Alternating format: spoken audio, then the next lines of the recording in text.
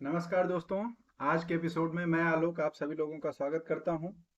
तो चर्चा करेंगे आज में हम एक बहुत ही सीरियस टॉपिक पे, बहुत ही एक गंभीर विषय पर, जो पर्यावरण हानि की वजह से हमारे समक्ष जो है वो आज नहीं तो कल आने ही वाला है। तो देखेंगे तो न्यूज़ निकल कर आ रही है कि जो आर्कटिक की बर्फ है उसके नीचे जो जोम्बी वायरस जो है वो दबे हुए हैं। वो ग्लोबल वार्मिंग की वजह से जो बर्फ पिघल रही है उसके कारण सामने आ सकते हैं, और उसके बाद वो क्या कर सकते हैं, कोरोना से भी ज़्यादा खतरनाक हो सकते हैं, महामारी फैला सकते हैं। तो साइंटिस्ट की एक रिपोर्ट थी, वैज्ञानिकों की एक रिपोर्ट है जिसने इस पे रिसर्च किया है, बताया है, इसके बारे में जानकारी दी है। तो सभी चीज़ों को यहाँ पर विश्लेषण करेंगे, देखेंगे एक एक करके चीज़ों को। तो शुरू करेंगे अपना जो एक टॉपिक है। तो सबसे पहले हम देखेंगे कि ये जो न्यूज़ है चर्चा में क्यों है। ठीक। उसके बाद हम देखेंगे कि ये जो ज़ोंबी वायरस नाम का चीज़ है, जो बताया जा रहा है कि बहुत ही खतरनाक हो सकता है लोगों के लिए, मानव जीवन के लिए, मानव सभ्यता के लिए, उसको देखेंगे। और ये इस पे चर्चा करेंगे कि ये कोरोना से कितना ज़्यादा खतरनाक है। वैज्ञानिकों का कहना है कि ये कोरोना से सैकड़ों गुना ज़्यादा खतरनाक हो सकता है। तो इन सब चीज़ों पर सिलसिलेवार तरीके से चर्चा करेंगे। तो चलिए देखते हैं, पहली बात तो ये चर्चा में क्यों है। तो अगर आप देखेंगे तो वैज्ञानिकों ने आर्कटिक और अन्य स्थानों पर बर्फ की चोटियों के नीचे दबे वायरस से उत्पन्न खतरों के बारे में चेतावनी दी है। ठीक है, तो वैज्ञानिकों की टीम ने रिसर्च किया है, उन्होंने पाया कि जो आर्कटिक का बर्फ दबा हुआ है, बर्फ है, उस बर्फ में कुछ वायरस जो है वो दबे हुए हैं हजारों सालों से। तो ग्लोबल वार्मिंग की वजह से जो बर्फ पिघल रही है, ग्लेशियर्स जो पिघल रहे हैं, उनकी वजह से क्या हो सकता है, उनकी वजह से ये जो दबे हुए वायरस हैं ये बाहर निकल सकते हैं और मानव सभ्यता को हानि पहुंचा सकते हैं।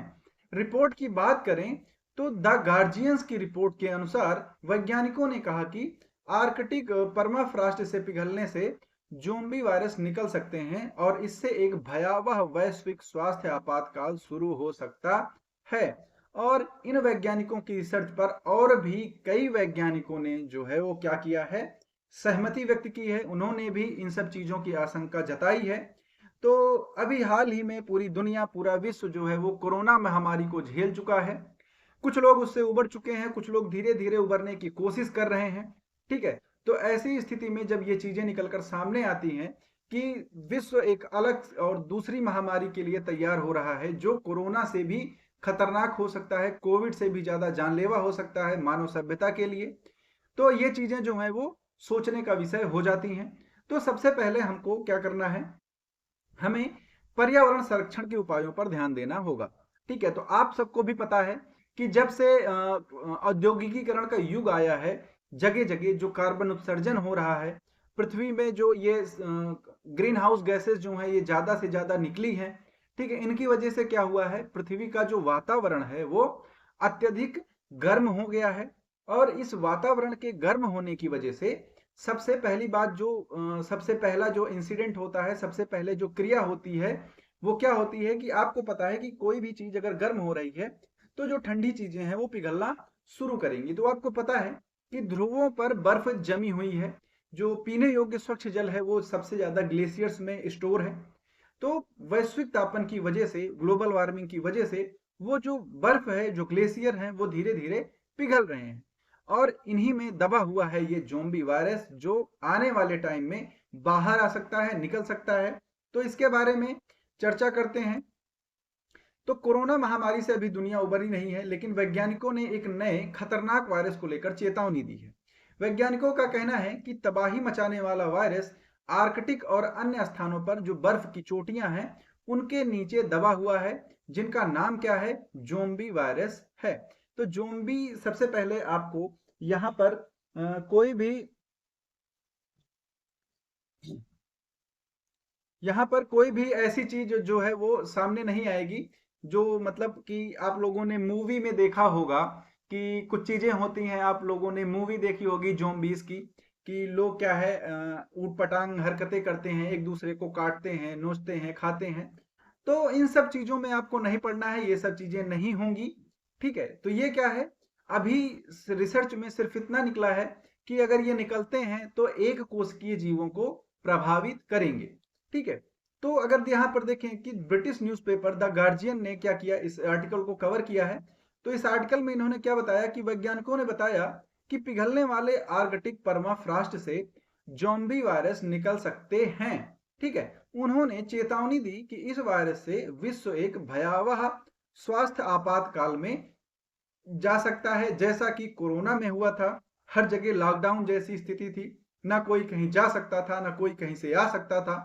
सारी गतिविधियां जो थी क्या थी, ठप सी हो गई थी। अर्थव्यवस्थाएं जो है वो एक तरह से तबाह हो गई थी। पूरी वैश्विक अर्थव्यवस्था चरमरा गई थी।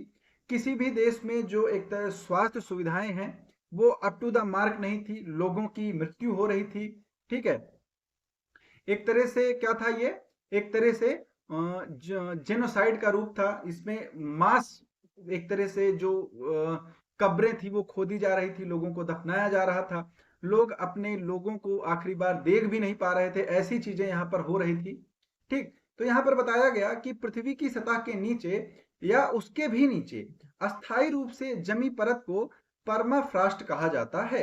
ठीक है, परमाफ्रॉस्ट क्या होता है, जो बर्फ जो है या फिर पृथ्वी की परत जो है वो जो बहुत समय से जमी हुई है उसको क्या बोलते हैं, परमाफ्रॉस्ट बोलते हैं।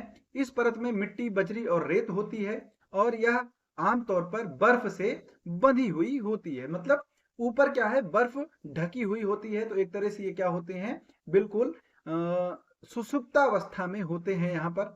ठीक, उसके बाद क्या है कि ज़ॉम्बी वायरस है क्या, तो ये फोटो मैंने डाली है बस आप लोगों को दिखाने के लिए कि ऐसा नहीं होने वाला है, बिल्कुल भी इसके लिए घबराना नहीं है। ये सब चीजें आपके साथ नहीं होंगी, क्योंकि एक ज़ॉम्बी वर्ड सुन के लोगों के दिमाग में वो हॉलीवुड की मूवीज आ जाती हैं जिसमें बहुत सारे ज़ॉम्बीज को दिखाया जाता है, एक दूसरे को लोग काटते हैं, एक दूसरे को मारते हैं। फिर दिखाया जाता है कि सिर्फ सर पे गोली मारेंगे तभी उनकी मृत्यु होती है। ठीक है, वो मरते नहीं है, ये सब भी दिखाया जाता है। तो ये फोटो सिर्फ इसलिए है कि आप लोगों को बिल्कुल भी घबराना नहीं है। ठीक है, ये ऐसी चीजें नहीं है। ठीक, ऐसा बिल्कुल भी नहीं होने वाला है कि आप लोग सोचें कि मैं भी कल किसी को काटूंगा और मेरे भी सर पे कोई गोली मारेगा। तो ऐसा बिल्कुल नहीं होने वाला आप लोगों के साथ। ये बस एक क्या है, थ्रेट है, वैज्ञानिकों ने इसकी आशंका जताई है। ठीक है, तो रिपोर्ट के अनुसार क्या है कि लाखों सालों से जमे तमाम कार्बनिक पदार्थ और तबाही मचाने वाले वायरस जो हैं वो बाहर निकल सकते हैं। क्यों? क्योंकि जो बर्फ है वो ग्लोबल वार्मिंग की वजह से लगातार पिघल रही है और जो पृथ्वी का टेम्परेचर वो बढ़ता जा रहा है। ठीक, और इसमें सबसे ज्यादा जो खतरा है वो ज़ॉम्बी वायरस के बाहर आने का है, जो लगभग 48,500 सालों से आर्कटिक और साइबेरियन की जो बर्फ है उनके नीचे दबा हुआ है। ठीक है, तो अगर यह वायरस बाहर आ गया तो इससे इंसान ही नहीं बल्कि जानवर और पेड़ पौधों के अस्तित्व को भी खतरा हो सकता है। इसीलिए ये क्या है, कोरोना से ज्यादा खतरनाक माना जा रहा है। कोरोना क्या था, कोरोना सिर्फ ह्यूमंस में हो रहा था, मानवों में हो रहा था, जानवरों में नहीं फैल रहा था, वनस्पतियों को नुकसान नहीं कर रहा था। लेकिन ये क्या है, ये वायरस जो है वो मनुष्यों को, इनके साथ साथ जानवरों को और इनके साथ साथ वनस्पतियों तक को नुकसान पहुंचा सकता है।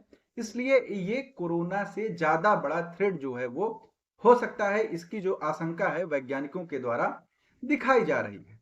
ठीक है, इससे देखते हुए वैज्ञानिकों ने आर्कटिक निगरानी नेटवर्क की योजना बनाना शुरू कर दिया है, जिसमें प्राचीन सूक्ष्मजीवों के कारण होने वाली बीमारी के शुरुआती मामलों का पता लगाया जा सके। पिछले साल फ्रांस के वैज्ञानिकों ने सालों की रिसर्च के बाद वायरस के जिंदा होने का प्रयास किया था और कुछ सैंपल्स को भी इन्होंने कलेक्ट किया था, इकट्ठा किया था, जिनका इन्होंने यहाँ पर प्रदर्शन किया, दिखाया और उससे क्या की स्टडी की। उसके बाद स्टडी के बाद इन सब चीजों को फिर से बताया, तो वायरस को फिर से जिंदा करने का प्रयास किया गया था, जो वायरस खोजे गए थे। तो यही होता है जो जैसे कोरोना के टाइम पे हुआ था, कुछ लोग ये कुछ रिपोर्ट सामने आई थी कि ये चीन के लैब में तैयार किया गया एक वायरस था। तो वहां से ये फिर एक तरह से निकला और फिर लोगों में उसके बाद धीरे धीरे पहले चीन में फिर पूरी दुनिया में एक तरह से तबाही मचाई। ठीक, तो इस वायरस के खतरों को अच्छे से समझने के लिए वैज्ञानिकों ने क्या किया था साइबेरियाई परमाफ्रॉस्ट से कुछ नमूने लिए गए थे और वायरस को फिर से जिंदा किया गया था। ठीक है, वायरसों को क्या किया गया, जिंदा किया गया था। ठीक है, तो किसके लिए, इसके रिसर्च के लिए, या फिर इसके लिए कि अगर आने वाले टाइम पे ये निकलते हैं तो इनसे बचाव कैसे किया जाए, उसके लिए इनको जिंदा किया गया।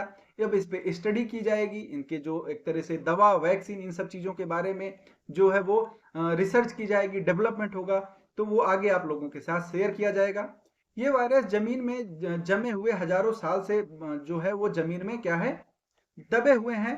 एक्स मार्सिले यूनिवर्सिटी के अनुवांशिकविद जीन मिशेल क्लेवरी ने कहा कि इन्होंने क्या बताया कि फिलहाल महामारी के खतरों का विश्लेषण उन बीमारियों पर केंद्रित होता है जो दक्षिण क्षेत्रों में उभर सकती हैं और फिर उत्तर में फैल सकती हैं।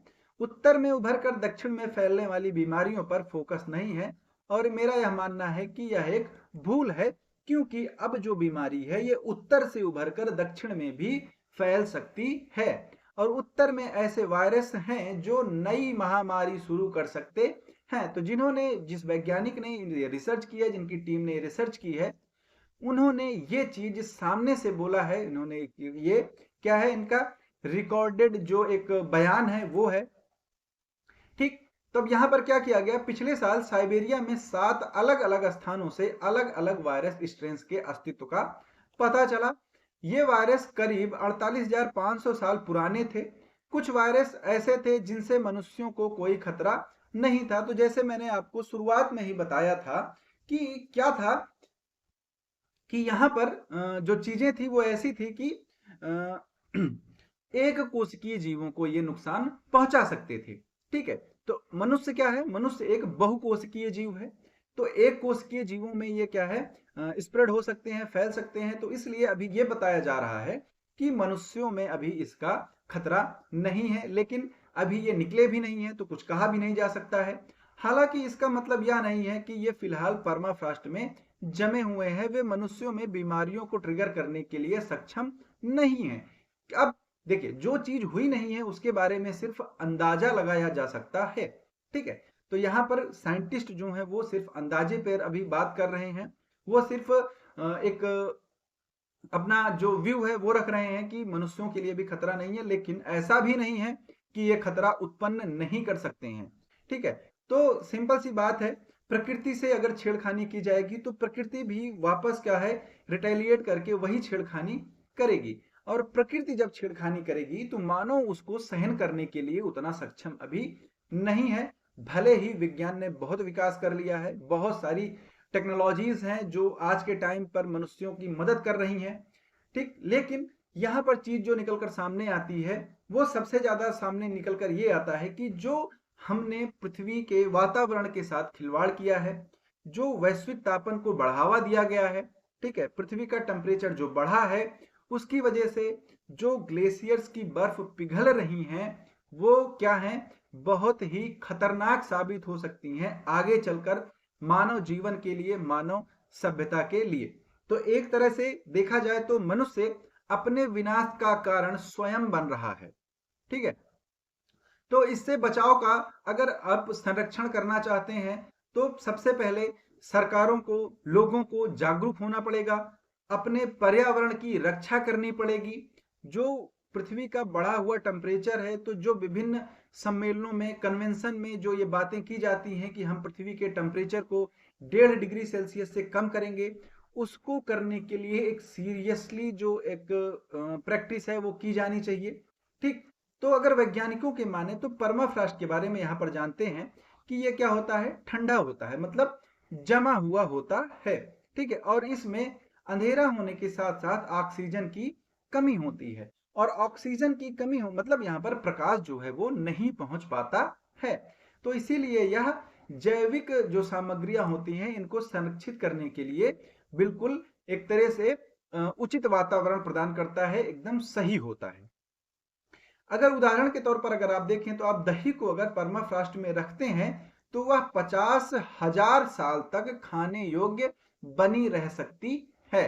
तो आपको पता है कि किण्वन होता है दही में, और वो किसके द्वारा होता है, वो उसमें छोटे छोटे क्या होते हैं, जीवाणु होते हैं, उनके द्वारा वो दूध जो है वो फटकर दही बनता है। तो अगर आप इसको परमाफ्रॉस्ट में रखते हैं तो आप 50,000 साल के बाद भी वो दही खा सकते हैं। तो यहाँ पर इतना ज्यादा सेफ होता है कोई भी जैविक पदार्थ, और यहीं पर ये वायरस जो है वो अभी दबे हुए हैं। ठीक, दुनिया का परमाफ्रॉस्ट जो है वो चेंज हो रहा है। क्यों? क्योंकि जो ग्लेशियर्स हैं उनकी बर्फ जो है, उनकी सतह जो है वो लगातार पिघल रही है जलवायु परिवर्तन के कारण। ठीक, क्लियर? और ये जो जलवायु परिवर्तन है ये किसको प्रभावित कर रहा है? आर्कटिक में जमे हुए ग्लेशियर्स को। ठीक, मौसम विज्ञानियों के अनुसार ग्लोबल वार्मिंग में वृद्धि की औसत दर से कई गुना अधिक तेजी से यह क्षेत्र गर्म हो रहा है। साइबेरिया में शिपिंग, यातायात और औद्योगिक विकास में जो वृद्धि हो रही है उससे जो परमाफ्रॉस्ट हैं उनको खतरा उत्पन्न हो रहा है। साइबेरिया में जो खनन कार्यों की योजना बनाई जा रही है, तेल और अयस्क निकालने के लिए गहरे परमाफ्रॉस्ट में विशाल छिद्र किए जा रहे हैं। इनसे इन वायरसों के बाहर आने का खतरा जो है वो और भी ज्यादा बढ़ रहा है। ठीक है, तो मनुष्य अपनी लालच में अपना ही विनाश जो है वो लगातार ढूंढ रहा है। ठीक, और वो समय दूर नहीं है जो संपूर्ण मानव सभ्यता इस खतरे में पड़ जाएगी। क्लियर? तो इसके जो प्रभाव हैं वो विनाशकारी हो सकते हैं। ये कौन बोल रहा है? ये साइंटिस्ट बोल रहे हैं, किसी भी आम आदमी का ये बयान नहीं है, किसी राजनेता का बयान नहीं है। ठीक है, फिर परमाफ्रॉस्ट पृथ्वी की सतह के नीचे या उसके भी नीचे अस्थायी रूप से जमी हुई परत है। इसमें मिट्टी, बजरी और रेत होती है जो बर्फ के साथ बंधी हुई होती है।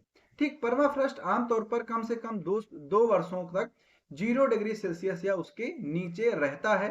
ठीक, क्लियर है आप लोगों को? फिर उसके बाद अगर बात करें तो परमाफ्रॉस्ट जमीन पर या फिर समुद्र तल के नीचे पाया जाता है, और यहाँ पर जो टेम्परेचर है वो कभी भी 0 डिग्री के ऊपर नहीं जाता है। ठीक है, इसका मतलब क्या है कि अक्सर ग्रीनलैंड जो एक ठंडा क्षेत्र है, अलास्का, रूस में साइबेरिया के क्षेत्र, चीन के कुछ क्षेत्र, पूर्वी यूरोप के कुछ क्षेत्र और आर्कटिक के क्षेत्रों में ये जो है ज्यादा मात्रा में पाया जाता है। परमाफ्रॉस्ट की जो मोटाई है वो लगभग 1 मीटर या फिर 3 फीट तक से लेकर के 1000 मीटर या फिर 1 किलोमीटर तक की होती है। ठीक, परमाफ्रॉस्ट पृथ्वी के उत्तरी गोलार्ध में लगभग 22.8 मिलियन वर्ग किलोमीटर को आच्छादित करते हैं, कवर करते हैं। ठीक है, तो सबसे ज्यादा जो क्षेत्र है वो आर्कटिक के क्षेत्र में है, और यहीं से ये जो थ्रेट है वो निकलकर सामने आ रहा है। मिट्टी की वह परत जो प्रतिवर्ष 15 दिनों से अधिक समय तक जमती है उसे मौसमी रूप से जमी हुई भूमि कहा जाता है। मिट्टी की वह परत जो वर्ष में 1 से 15 दिन के बीच में जमती है उसे आंतरायिक रूप से जमी हुई भूमि कहा जाता है। तो ये था इस जो आपका टॉपिक था ज़ॉम्बी वायरस के बारे में। तो यहाँ पर आप लोगों को ये समझने की जरूरत है कि आपको पर्यावरण से खिलवाड़ नहीं करना है। एक छोटे छोटे लेवल पर प्रयास करना है उसको बचाने का, और छोटा छोटा जो प्रयास है वही एक बड़ा जो है रिजल्ट देता है। कहते हैं बूंद बूंद से घड़ा भरता है। तो प्रत्येक व्यक्ति, प्रत्येक संस्था, प्रत्येक सरकार, प्रत्येक देश अगर ये प्रयास करता है लोगों को बचाने का, एक पर्यावरण को संरक्षित करने का, तो जो ऐसे खतरनाक वायरस जो निकल कर अब सामने आ रहे हैं इनसे बचा जा सकता है।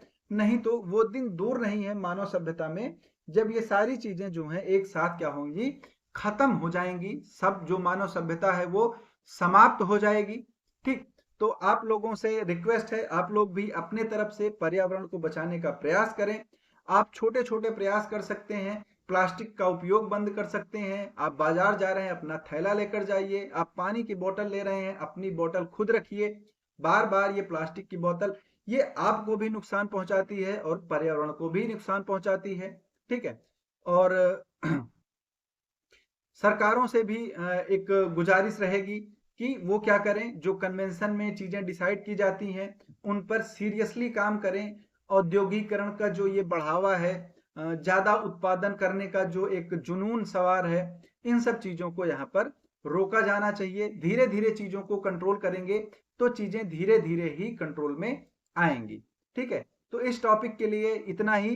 तो मिलते हैं अगले टॉपिक में, अगले एपिसोड में। तब तक के लिए आप सभी लोगों को जय हिंद, जय भारत।